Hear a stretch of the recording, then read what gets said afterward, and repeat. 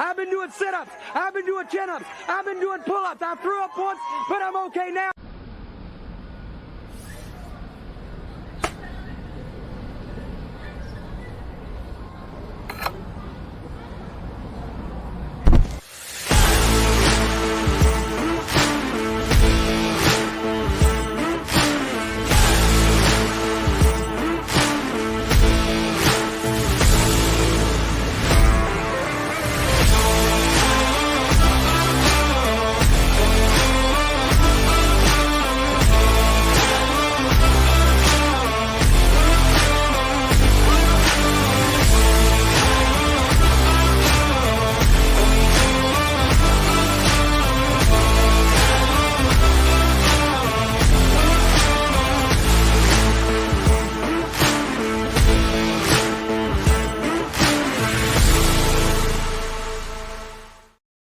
What's up, everybody? Welcome to a Tuesday edition of the Ysn Power Hour. DJ Yoakley with you. So happy to be with you here, except for the rain.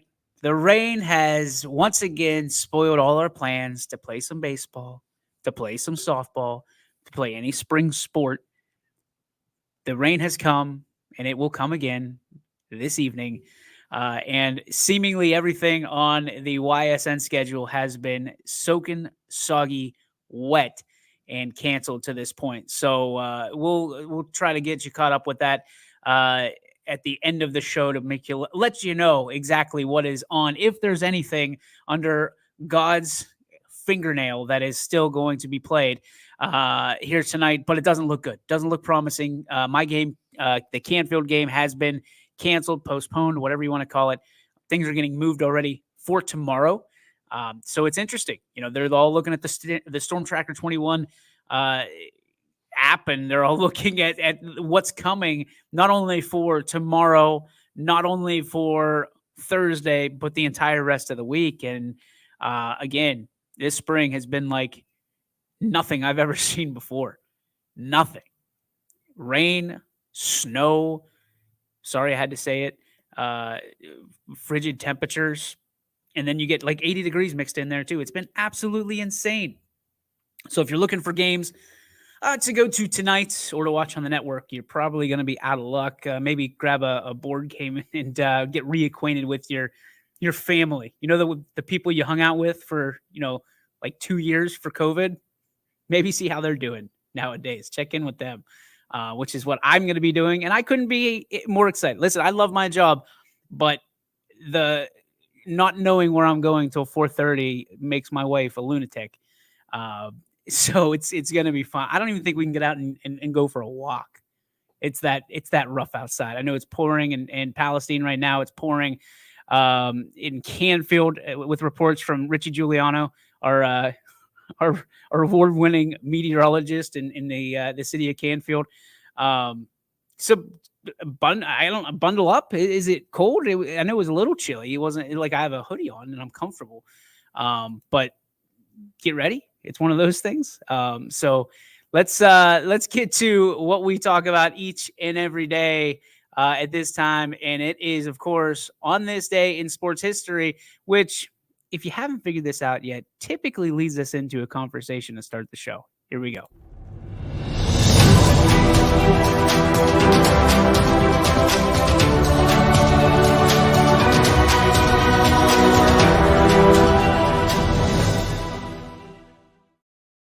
On this day in sports history, in 1997, Garry Kasparov begins a chess match with the IBM supercomputer Deep Blue. Chess grandmaster and political activist Garry Kasparov started that. Don't know how it ended up, but I am interested from the standpoint of all this artificial intelligence kind of started back in the revolution of the .com bubble, right? The 1990s, late 90s, early 2000s, Y2K, all that stuff. And if you kids don't know it, look it up. People were afraid to essentially they were afraid of the year 2000 that the computer was going to take over the world and everything was going to turn into Transformers and take us over at the stroke of midnight, which obviously didn't happen. and we weren't exactly tech savvy in the late 90s, because all they had to do was push it forward and see what would have happened if you tricked the computer into if it was the year 2000. Nothing happened. Well, we don't know that for a fact. Let's just put it that. A lot happened. A lot changed from 99 to 2000 without us even blinking or batting an eye at it. But I want to talk about artificial intelligence, or AI, as it is commonly referred to around these parts. And the reason I want to talk about it is, folks, the robot umpires are here. They're here, and they are probably not going anywhere. And I guess I didn't understand really how it worked until I saw a blown call last night, 2 nights ago. I think it was last night, where there was a pitch and the catcher completely turned over his body. And if you know anything about umpires, typically if a catcher turns over, the call is going to go to the batter, to the offense. So this catcher turns over, makes a grab, and the robot umpire called a strike. It was a strike 3, and it ended all the momentum for the one team. So I did a little research on what robot umpiring was, because I was just under the assumption that there would be like a light and the batter would have to look back but there's still an umpire there, because we need an umpire to take care of check swings, plays at the plate, safety situations for catchers, but they just aren't calling balls and strikes anymore. It's what is it? TrackMan. The same thing that they use in golf is being used now in semi-pro baseball, in some situations, being tested in the minor leagues, and is on its way to the major leagues. I'm looking at you, Angel Hernandez. So what it does is there's TrackMan signals the pitch where it is, where it's located, ball, strike, or otherwise, whatever otherwise may be, to the umpire. They have an earpiece in, and the umpire makes a call. Now, the umpire the other night was ready for ball 3, whatever it would have been, and it ended up being strike 3. And even the umpire was just kind of, shook his head. This is what we have to look forward to. There's no gray area in artificial intelligence. It is black and it is white. It is wrong and it is right. And the trouble that people are going to have is why sports is so great is because there are so many human elements to it. Do you want to challenge? Do you want to do, like if we got into challenges in baseball, which we have from, safe and out standpoint, but if you want to challenge balls and strikes, I'm okay with that. I don't think the entire game should be called by a robot based on a StatCast or stat tracker or whatever that may be. And if you know me, I love technology, and I love AI more than anybody you could probably name on one hand. But I saw the what's coming. I saw the flaws, and they were painfully obvious the other night. I also am a little bit afraid, because we talk about the technology like a shot clock and how much that's going to cost a school or a district or whatever that may be. Now, I would argue that something like a TrackMan for baseball and softball would be interesting. Pardon me as I lose my voice. Would be interesting because I don't know what the fee is, but it's basically a one-time fee instead of paying an umpire. And again, I'm not trying to do away with the umpires. Believe you me, I love being a catcher or former catcher. I still love being able to build that and establish that relationship with umpires, guys that you see years and years and years later, and you still admire, and they still admire you for saving them a few bumps and bruises along the way. But I don't find it absolutely crazy for baseball and softball, even at the high school level, to be adopting robot umpires, especially given some of the circumstances we've had, not only here locally, but regionally and nationally across the country, with the problems we've had with adults, coaches, fans, players belittling umpires, yelling at umpires, following them into the parking lot, fist fighting them in some different situations around the country. I don't think it's the worst idea. And those situations could be for football officials too, or basketball officials, or volleyball officials. But I think that the AI is coming. The tech is coming, and it's coming faster than you'll ever know. And we're probably on the wave with it, to be quite honest with you. You've seen it in our cameras for basketball and football. In some cases, there's nobody even controlling, moving the camera left and right or up and down or whatever it may be. It's a professional broadcast. Back and forth. The huddles are out there. The tech is out there. Schools are adopting it. I think it's very interesting from our standpoint. There's people that are going to always push up against it and say, nope, not on our watch. I want a human umpire. And I do too. But there's something about, and there's two sides of this story, and I've already flipped. I want to hear your opinion. Do you like the human element that the umpires, that the officials bring to the game? We don't, whenever they get it wrong for our team, that's 100% fact. We do not like that, right? We do not like when it doesn't go our way and we blame it on the human element. However, can we live with the result if it is black and white? Or is the part of the fun of sports being able to debate it, be able to argue it, be able to push our points? I still think you're going to need judgment calls. I mean, think about playing a video game. The video game glitches. So AI is going to glitch. So what happens when AI glitches in the middle of a big game? Let's say it's the Super Bowl. Let's say it's the seventh game of the World Series, the Stanley Cup, the NBA Finals, whatever. What do you do when that glitches? You have to have some type of officiating crew on the scene to be able to produce a result. I'm interested. Imagine going to a high school baseball game, high school softball game, then there's an umpire, but all he's doing is putting an earpiece in like he's on the 6 o'clock news and listening to a computer tell him strike or ball. And the only responsibility he really has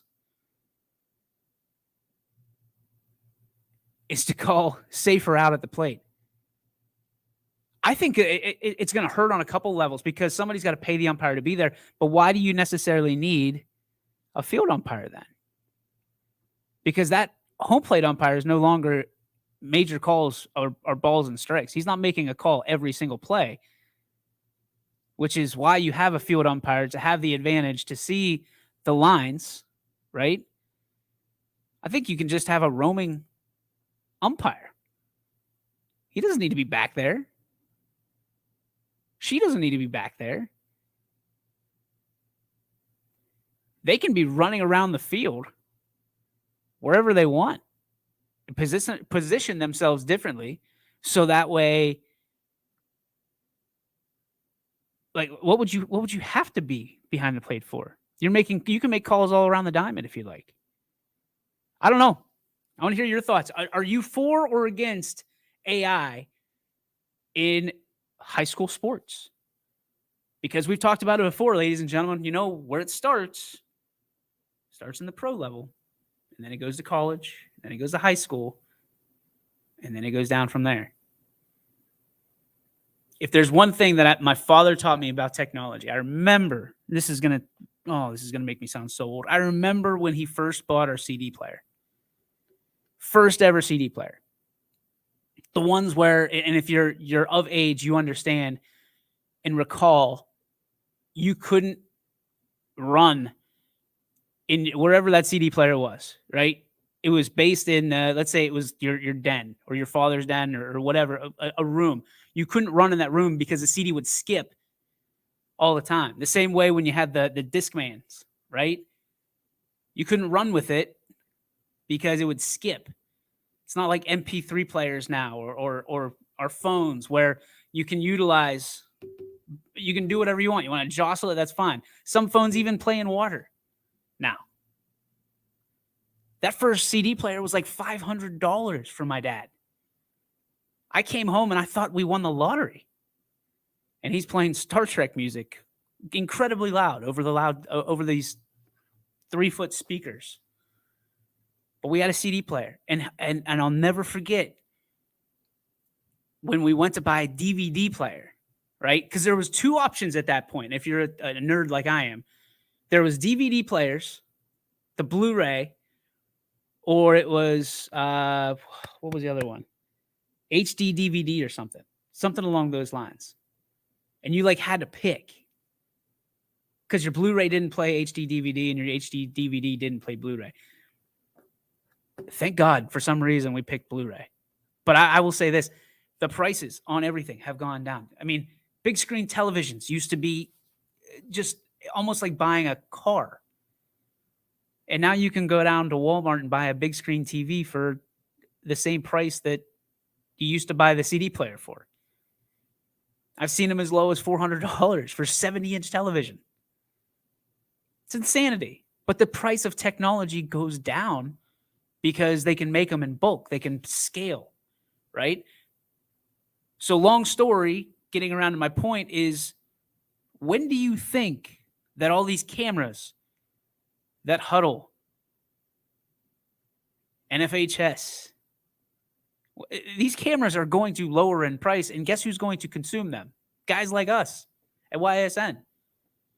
AI is going to come down in price, and schools are going to consume them because they can save a buck or two by utilizing their own people or their own products and not have to essentially pay somebody every day for coming in. Terminator is happening, people. It is happening. And if your name is John Connor, get the hell out of Dodge. Get out of here. Because they're coming for you. Just to let you know. Coming up in a few minutes, we got Nate Shaw from he's the Cardinal Killer. He is from Canfield Baseball. He'll join us in a pre-taped interview that we had thinking that he would have a game. We taped it early. I'm sure he's at practice or something right now. So Nate Shaw will join us fresh off of his no-hitter last night, his second no-hitter of the season and the 4th no-hitter of the Canfield baseball season. I mean, you look at that. Let me do a quick check of how many games they have played this season. Hang tight. I know this is bad for what we're trying to do. Okay, so they're 14-3. So they played 17 games. 4 of those wins were no-hitters. A perfect game, and now 3 no-hitters. Like, how do you do that? It's magic right now what Gary Niddle is cooking up out there. It's unbelievable. Let's get some comments. DJ, love the hat. I don't know what it is, but you always have the coolest hats and jerseys. Thank you. This actually was a hat given to me, Robbie, by Logan Bell and his family. I think this might be a Potter's hat. I don't know. I don't know. Or the Bombers, or I forget what it is. But it came from Logan Bell, who, if you know, is one of my main guys, and big supporter of YSN. His family is a huge supporter, and again, part of our extended family, as my family goes. So thank you. I appreciate it. It sits here at YSN, and the other stuff, I'm a hat collector. I have this hat that I wore during the Canfield interview with Nate, and I try to support the kids, and I try to support the programs that are obviously YSN. Gary was so kind. He took me during a scrimmage. He's like, just take whatever you want. Whatever you want. You promote Canfield baseball. You promote Canfield schools. And that's really how we do it. I mean, I've been very fortunate to have, people just kind of give us one of the extras. And like Mohawk gave us a hat the other day. Nick Mariano, one of my good friends, from all the way back in college. Said, you got to have something Mohawk. So tossed it our way, and away we go. So if there are hats, like, I'm not a guy, I'm not going to charge you to wear it. I know some of these people are charging, like an advertisement, like we have up in the corner. No, like, free gear gets worn, and tell me what you want me to say about it, and I'll say it. And, worst case scenario, if it doesn't fit me or whatever, I'll wear it one time, and then I'll pass it along to somebody that it does fit, or it'll be displayed proudly here at our studios. So, thanks for the shout out there. I mean, I'm glad you noticed, because that's one thing I like to do. I try not to wear the same stuff twice. And that sounds like a terrible, terrible, poor habit. But my wife she's like, whatever, I've got to represent, I want to try to have that look to it. And, if it's YSN stuff, I wear over and over again, obviously, to our games. But like jerseys, I have a disgusting amount of jerseys, and it's actually a jersey closet I have in the man cave, in the basement. I think I could probably wear jerseys every day for a year and only repeat them. What did she say? I could wear, I think I could do it like one jersey per week, and I would never miss out. I would never duplicate jerseys during that year. So it's a sickness, folks. It's a sickness. And if you need a jersey or you want a jersey, you can have mine. It's fine. And my wife will be happy with that, to make room for probably a plant or something along those lines, or get us out of our old house into a new house. So B-Mac is lighting up the board right now. Let's check in with him.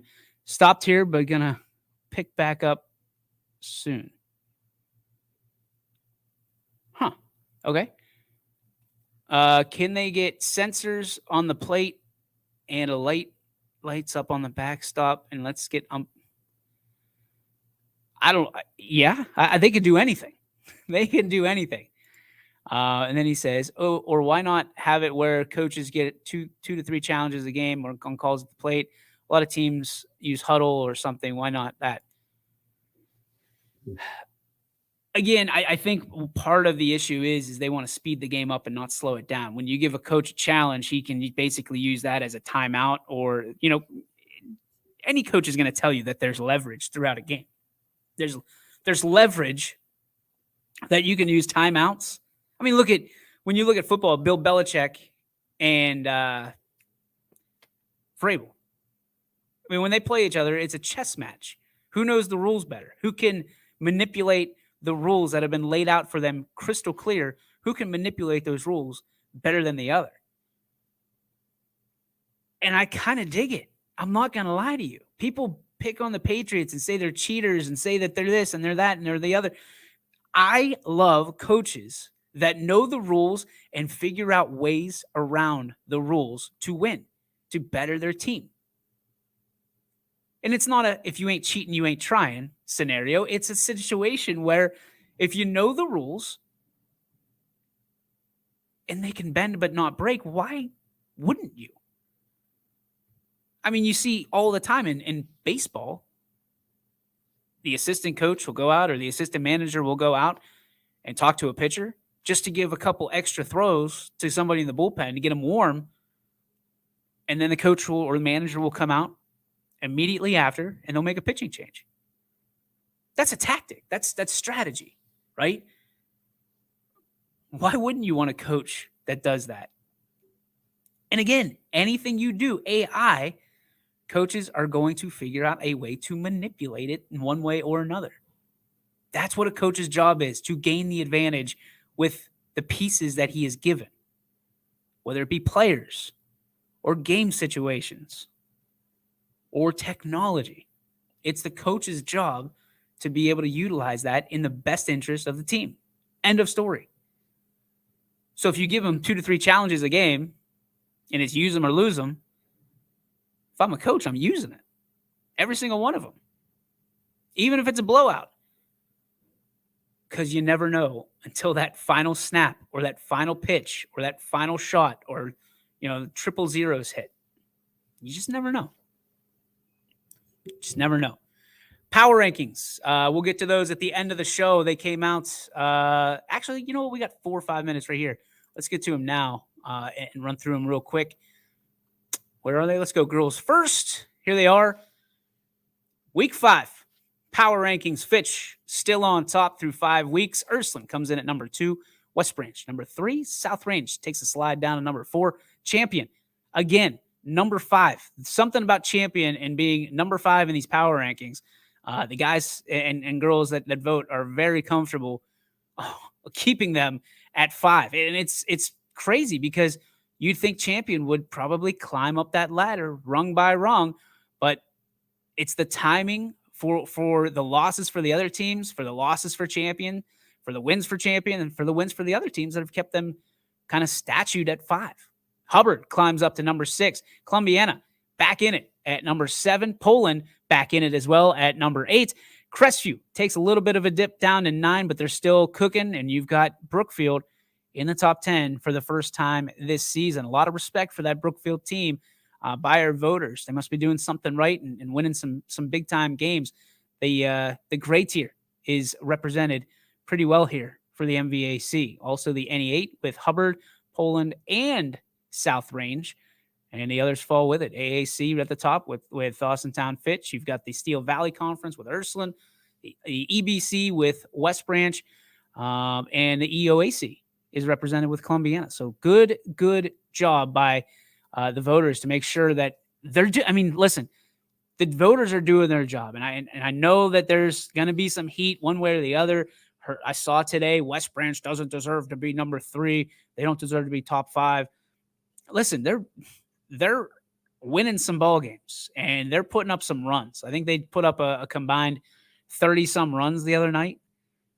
So listen, it was with Howland, I believe, if I'm not mistaken.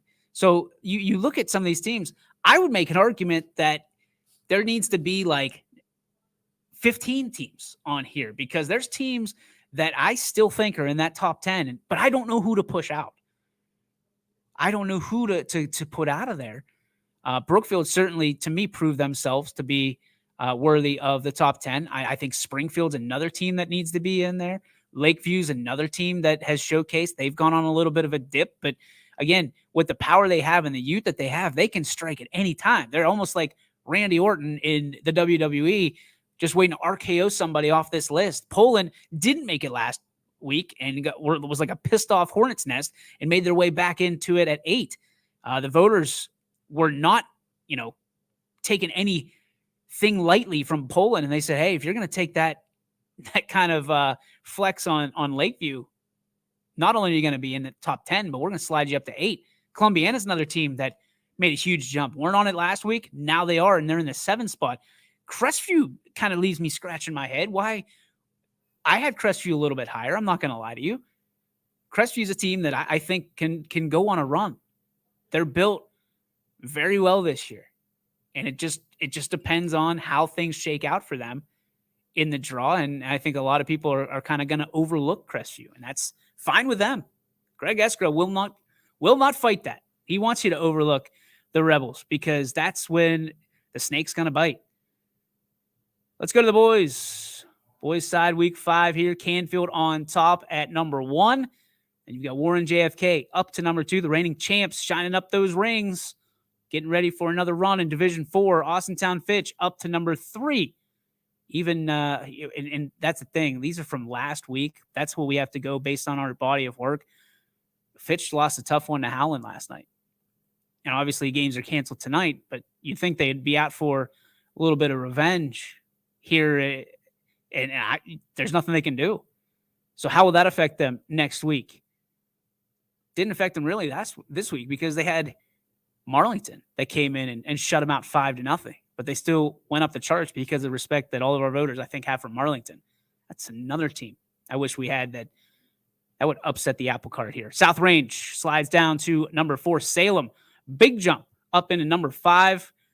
They've won 12 straight games, folks. The hottest team in baseball right now, the Salem Quakers. Then you look at Columbiana. Makes a little bit of a slide. They go on a 4-game streak the other side and got back off the schneid last night with just a shellacking of East Palestine. I think it was 17-6, something along those lines. Brady Kreidler getting his first win in his first start of the year on the bump. Then you got Mohawk.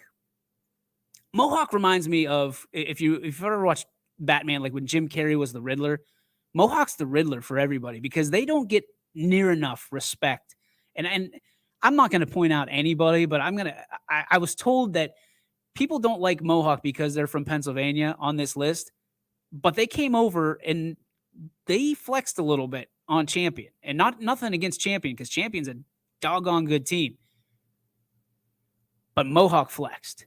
And even though Mohawk doesn't get necessarily the love and attention that they deserve here with the voters, and I'm saying that very candidly, to have them in number 7 in their first year and in their first season, and really came in when the season was already started, I think that's a sign of things to come for this Mohawk team. They're going to be fun to watch down the stretch as they complete sectionals this week.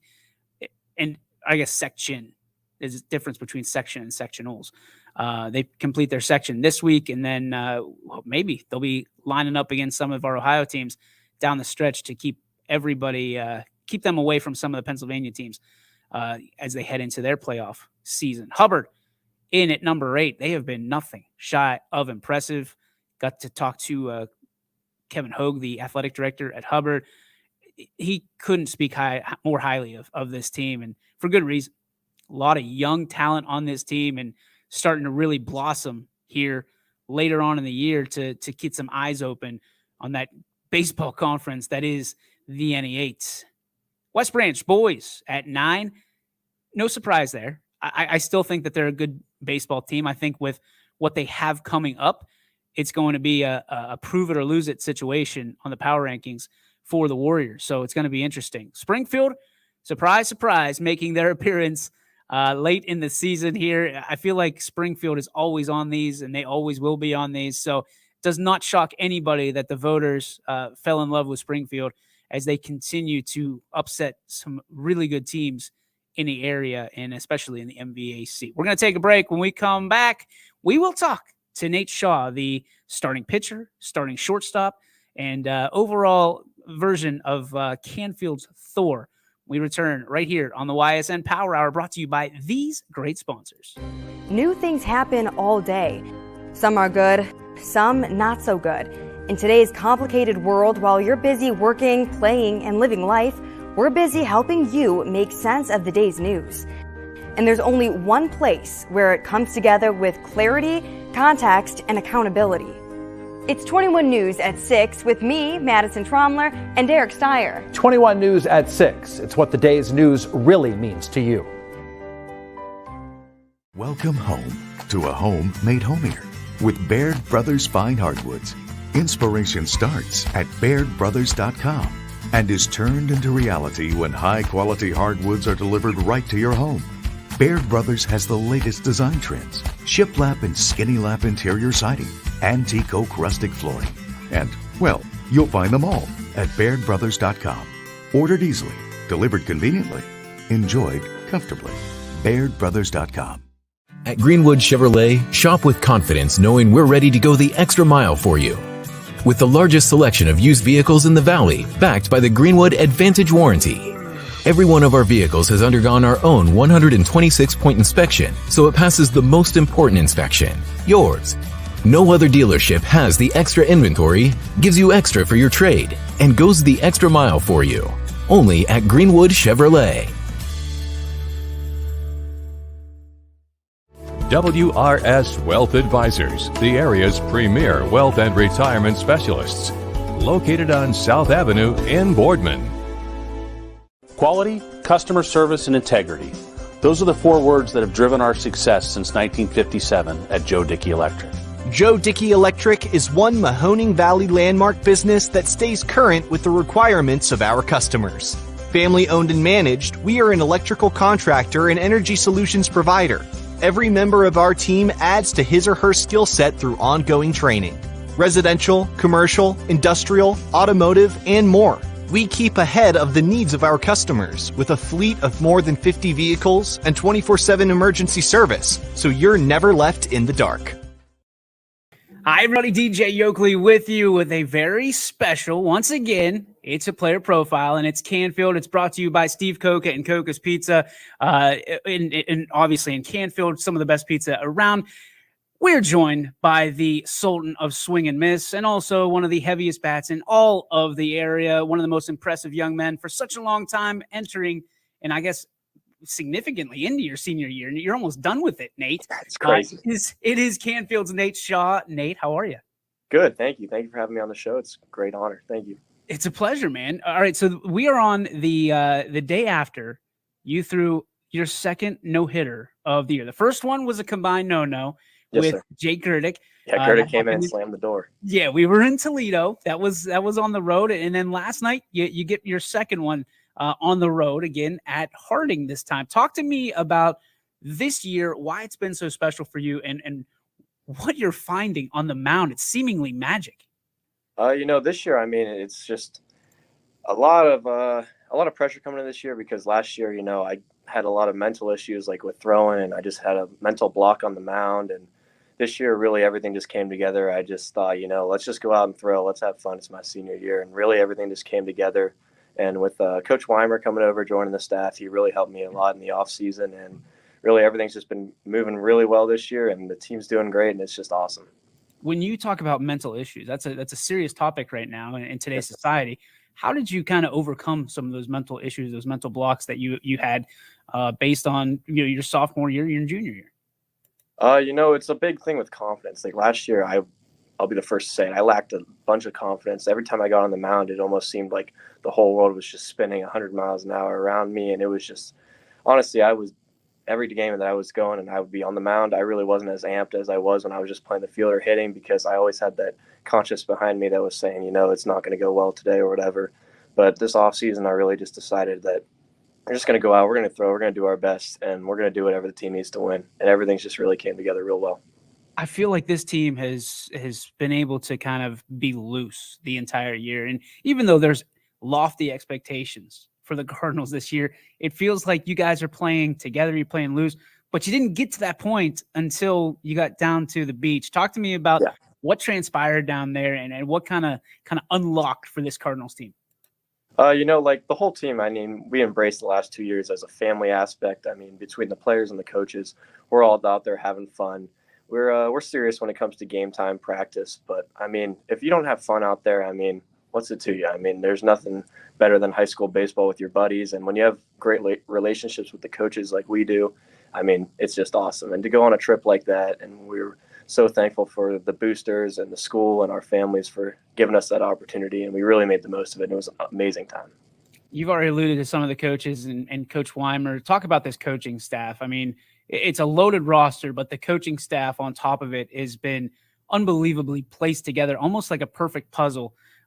These guys know baseball, but more importantly, they care about you, the kids and the student athletes. Why is it so important to have great leadership on a team like this? I mean, with coaching staff, I mean, it's maybe biased for me, but I personally think it's the best in the area, and I think many agree with me on that. But when it comes to coaching, I mean, when you have a great relationship with your players and you really harp on having success for your players and you want the best for them, when they get deep into you, it's not them just like coming at you. It's them that that they really care about you. They want you to be the best. And when we have that relationship with our coaches, it's really second to none. What I find interesting about this Cardinal team is the fact that there's everybody thinks and expects you to go to the state championship and win a state championship there. You guys feel the same way, but it was built off of the loss from last year. You go 24-0, you lose to Salem in the regionals, and then it was just a long process of kind of putting Humpty Dumpty back together again, because I think a lot of you and your teammates were kind of shattered by what happened over the course of that year. There was such a build up to that point.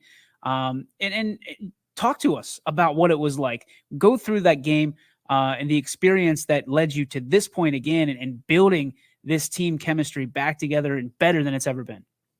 I mean, last season, just the regular season leading up to that was almost immaculate. I mean, you don't really see anything like that ever. And we were so fortunate to be able to do that. And I mean, again, we harped on family and we really came together the whole year. Everybody knew their job, what they had to do. And I mean, going into every game, we really didn't face any adversity at all. I think we trailed one game the whole season, and that was Solon. We came back. AJ, Josh both gave us big hits in the 7th. We gave us the lead back and slammed the door there. I think Slanker closed that game, so that was his first appearance last year.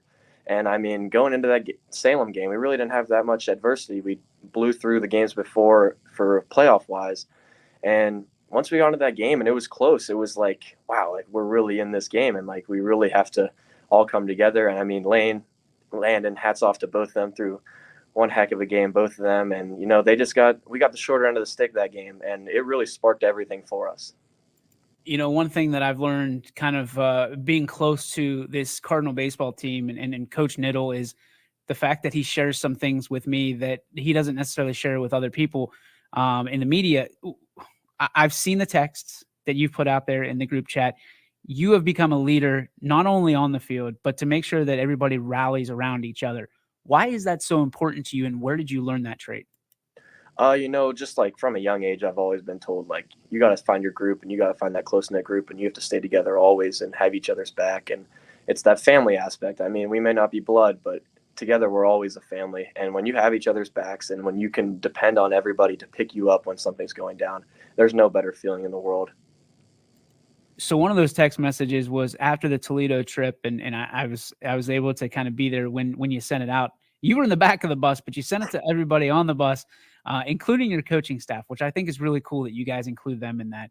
And it was basically, and I'm paraphrasing here, here is what a piece of what we can be, guys. This is just a glimpse of what we can do after that successful weekend in Toledo. And here you guys are now. I mean, Coach Niddle has prepared this schedule and is not trying to go 24-0 and take that for what it's worth. He wants to put you up against the best because he wants you to win that state title. And I think you guys have rallied around him in that battle cry. Why is it playing the best people, the best teams during this regular season so important to you in winning that state championship down the road? Well, you know, it's a little cliche, but to be the best, you have to beat the best. And like I said, last year we had no adversity going into the last game. We were leading at every point. We could always play loose. And then once we get to that game where it's a 1-1, 2-1 ball game late in the game, I mean, we didn't really know how to react, if I'm going to be honest. So if we can put ourselves in those situations early on in the year, this year, know how to battle with it and see that feeling of a loss, like in the regular season, that's not going to be our last game of the year, I know we can really react to that, and we don't want to feel that again. So this year is really going to be where we battle from that. No, listen, you can't come into a YSN interview, have that Ric Flair looking haircut, use his lines, and not just give me a woo. Come on, give it to me one time. Ric Flair, woo. There it is. I like hearing. All right, so let's talk about the hair. There's a lot of people that don't understand the history of the blonde hair in the baseball team for Canfield. Talk to me about kind of how you guys have embraced it. The majority of you guys, not everybody's got the blonde locks going, but you do. And I would say 80-90% of the baseball team does. Why is it so important, you guys, to keep that tradition going? You know, luckily I was fortunate enough as a freshman to be able to play up with the varsity guys. And for the past 4 years, then I've been able to keep this long blonde hair. And everybody's always asked me, they go, is that a Canfield thing? And I was like, yeah, I mean, it's always been a tradition in the past, and the older guys luckily were able to pass it down to us. And it almost just feels like, again, that family aspect where Canfield comes together. Everybody knows when they see the long blonde hair, they're like, oh, that's a Canfield guy, baseball guy. And, you know, it's kind of like our trademark at this point, and we hope to keep it going forever. So I'm interested from a standpoint, Nate, you've obviously committed to Wright State, a big time commit for them. I've heard rumors and a little bit of the rumor mill that they might want you as a two-way player. Especially after seeing the no-hitters. Talk to me about, I mean, you committed relatively early from that standpoint. Did it feel like the weight of the world just kind of lifted off your shoulders when you did that? And now that you're talking again to the coaches and Coach Niddle's communicating what you're doing on the bump, does that add any pressure to you, or are you comfortable where you're at from a standpoint of whatever happens, will happen? Yeah, you know, I mean, you get to a point where, like, you can never be complacent with yourself and you can never be satisfied. But, I mean, it did lift a little bit of pressure off once I made that decision to commit to school at Wright State. But, I mean, it just adds on another step, like, along the line. I mean, you may get that weight lifted off your shoulders, but there's still a lot more to go. And that's just one step down the line to the ultimate goal for everybody. And, I mean, whatever happens at this point. I want to do whatever I need to do to win, have success at an early age. So what are your expectations rather of when you take that step out of a Cardinal uniform and into a Wright State uniform? What are the expectations you have for yourself? Not even what the coaches have for you. For me, I just want to bring leadership again, as I did here at Canfield. I want to leave another mark, and I just want to be able to go out and do whatever I got to do, compete, play against the best. I want to get whatever I have to do to just compete out there. What are some of the things you're going to study at the next level? I plan on majoring in sports management. I want to do something with sports. So, attaboy. You're not going to go very far never get away from the ball. No way, no how. And I've heard that if you really put your mind to it, you could be a YSN personality. I've heard you have quite the personality on the microphone. Is that something that you can see in your future, possibly? Yeah, I mean, Dom Files, who helps out with YSN, he does the Canfield Barstool, and him, and Landon Beidelshoes will help around sometimes with the Barstool. I mean, it's always fun to have a personality outside of baseball, outside of life, and just be able to be happy out there and do what you want to do. Let's talk about some of your teammates. You mentioned Landon, the Big Cheese, some of these senior guys that you've come up the ranks with. This is a season that you guys have waited for essentially all your life. Yep. Is there a common bond? Is there a separate kind of text message group that you guys have to kind of make sure that you keep each other up along the way and make sure nothing comes and stands between you and your goal of winning a state championship? Yeah, before the year, we had a separate group chat of just us seniors. I mean, we went out to go help some of the Little League guys. We helped them over at the Watts Center, and we went out to go eat at the Avalon beforehand, and we just talked about like our goals for the season and everything. And I mean, we're all ready. We're all in for this. I mean, we had such a close relationship with the seniors last year, and all 7 of them. I mean, this year is really for them big time because we were so close with them and we couldn't get the job done with them. But this is really for them because of just how they took us under their wing from a young age, and it was just what we got to do for the younger guys. Do you remember when Canfield won the state championship back when? I mean, I was living in New Jersey up until 2012, 2013, so I don't even remember any of that. Wow, I didn't know that. So yeah. It was what brought you to Canfield, Ohio, I guess is the next question. We got family out here, Youngstown area, and mostly in Boardman, and just luckily fortunate enough to end up in Canfield and a great community and everything. Do you get any of the I mean, I'm sure you've heard that they won the state championship way back when, and you guys want to be next. And it wasn't way back when; it was like in the 2000s. So yeah, I think 2007, right? Yeah, I think so. Yeah.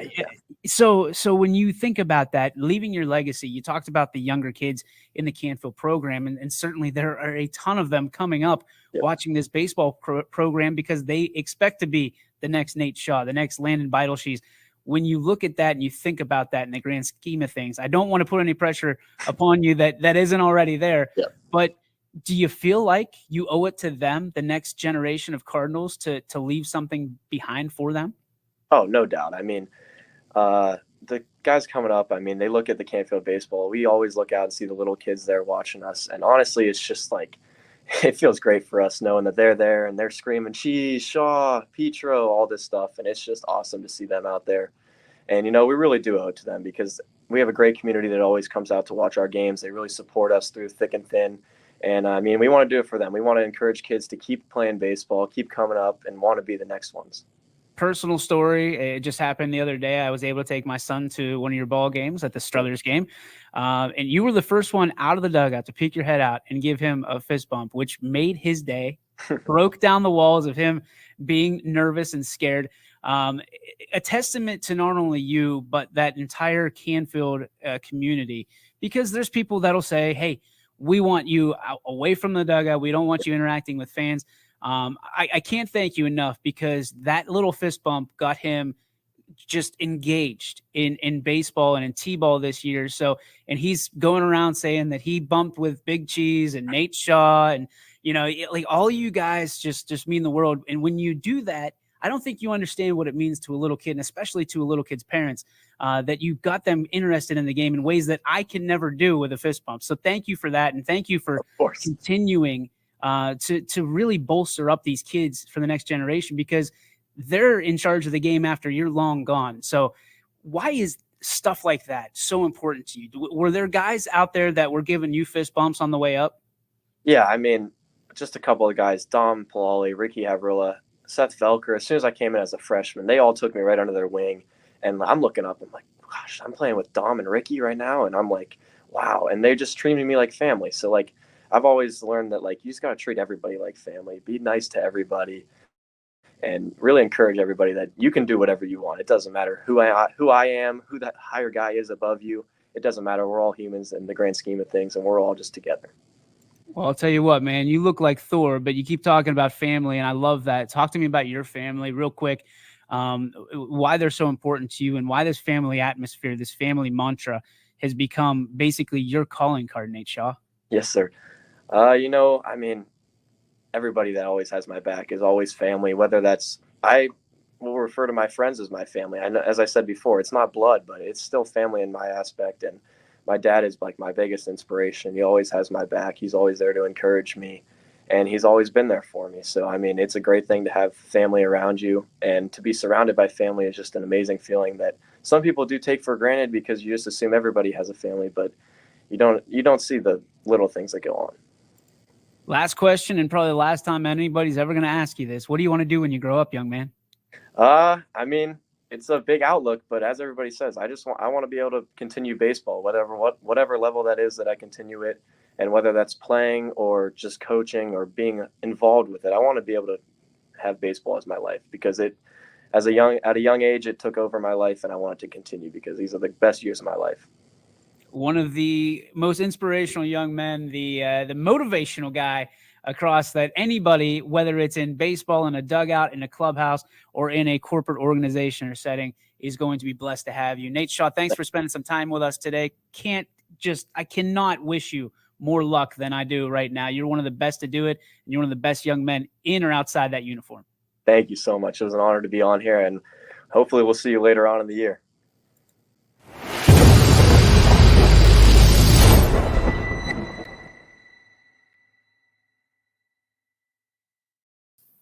It's time for the Joe Dickey Electric What's Your Spark, presented by our friends over in North Lima on the campus or on the web at DickeyElectric.com. Before we get started, I want to say thank you to Nate Shaw. Took a good 15 minutes out of his day to sit down with me and to discuss. People don't realize that kids' time is so valuable nowadays, more so than oftentimes adults, because there's so many people and things pulling them in 17 directions. So to be able to get these interviews with these kids to talk about their programs, talk about their personal lives and their ambitions just means the world to me. So thank you very much, not only to Nate for jumping in here today, but to all of our student athletes and coaches for taking time out and talking about everything that we have to ask them. I don't think we've ever been turned away from a question, so take that for what it's worth. All right, it is the Joe Dickey Electric What's Your Spark? And it's a positive spark for me, ladies and gentlemen. It is National Teacher Day, or teacher. What is it? Not teacher awareness. Teacher Day, right? I've been very blessed, and I have so many teachers and so many educators over the course of my life. And again, this is probably going to be, I hate when people do this, is they kind of foreshadow their entire speech in their social media prior to going on the air. But this one's worth it to me. Teachers are so important, and teachers get a bad rap, and we needed teachers so much during COVID. And I think we got a good idea of what teachers do and educators do for our children when the children had nowhere to be but home, and we had to continue their education. Everybody got a good taste of that, right? Everybody got sick of that real quick, and then we appreciated teachers more than we've ever. Teacher Appreciation Day, that's what it is. We appreciate teachers more than we ever have. So when you look at your makeup, your DNA, the way that you are today, there's people that come along during the ride that you're on, and they impact you in positive, negative, and neutral ways. I've been so fortunate. Now, I'm not a kid that was really good in the classroom, and you know, not a surprise to many. But I will say this is, when I was going up through 7th grade, I didn't get bad grades. They were just like C's get degrees, right? Average. And I was okay with that. And then they started slipping a little bit when you had to dig in. 6th, 7th grade, you got to dig in a little bit deeper because things get a little harder because they're prepping you for high school. I wasn't there. Didn't want anything to do with it. And it was one of those situations where not a book smart kid. I don't have a great recollection or memory when it comes to these things. And I'm a hands-on learner, like love it, live it to this day. So 2 teachers in particular, I was failing English, which is hard to believe and hard to fathom at this point in my life. And I was failing math. I've never been good at math. I've never been invested in math because it didn't care, because it didn't have anything to do with baseball or sports or that I really thought about. And then you realize that all sports are numbers. 2 women stepped into my life at that point. They had been my teachers, but I didn't really care at that point because I didn't felt like any teacher really cared, because I've never been that kid that, I never got detentions. I wasn't a bad kid. I just didn't care. Long story short, parent teacher conference, my mom goes in, and typically as she goes in, there's a clean bill of health. Your son's a joy to have in the classroom. His grades are okay. They could always be better, but so can everybody's, right? Pass the buck, move on, get him to the next grade, get him graduated, get him out. These teachers saw something in me. Mrs. Boyles, and who is a young lady who is now Mrs. Glass. They saw something in me. They realized that I wasn't really giving and living up to my full potential. So at that parent-teacher conference, obviously not there, my mom got a little bit of, why is my son not doing well? It's, she's sticking up for her baby boy. She got served a little something, a little humble pie about her baby boy. And she came home, and for the rest of that year, front of the classroom, if nobody knew the answer, I got called upon. They pushed me, kept me after class if I needed it, always pushing me to the point where I had to do my homework. I had to do anything that was in that class. I had to do it. I had to perform it. And I owe them to this day. I hated it at the time. I graduated 7th grade with better grades than I'd had ever. Particularly in those 2 classes, they made me care because they broke it down for me. They let me understand it in a way that made sense to me. They took the time out to educate me and help me learn that it's not about always necessarily. Sometimes you got to be in a competition with yourself. Can't look to the other person and they got a 98 and you got a 90, 97 and you're mad at them. Sometimes you got to be in competition with yourself, and they taught me that. And that has pushed me more than anything ever. There's been a lot of things, as you know, that have pushed me. Teachers, if you're out there, if you're listening, you can make the biggest impact on a young person's life that doesn't even know, that goes against it, that fights you at every turn. You can make that impact 100%. And it's not, as I told one of my friends today, it's not, teaching is not something that you get instant gratification from. Being an educator is something that you're playing for the long game. You're playing for that kid becomes the president, CEO of a company someday. That kid is successful. That kid is able to raise their own children. And they're a little bit better because you were in their life. That's what it's all about. Teachers, you have the impact, you have the opportunity sometimes to be more influential than parents. Same thing with coaches. Same thing with pastors. Same things. I mean, you can go around the board. Anybody that teaches anything, that educates anyone on anything, has an influence. It's how we want to carry that influence is what makes the difference. So Wendy Boyles and Allison Glass, I do this every year. I say thank you again. You made the ultimate impact on my life. And I don't know how many others you have or how many others have come up to you and told you that. But I know that you changed my life for the better, and I can't thank you enough. And I hope there's more teachers out there like you that pull the impact and push the envelope the way that you did with one young kid. from East Palestine. Thank you very much. That is your show for the day. Thanks again, Nate Shaw, for chiming in. Tomorrow we'll have Scotty on the show. How does he feel about what happened in the NFL draft? Well, how does he feel about the way things are going? There's a comment. I'm not going to address it. Nice try. That's going to do it for the show. Again, we'll see you tomorrow, 3 to 4, right here on the Power Hour. Peace be with you. YSN thanks you for watching this presentation of Your Sports Network. For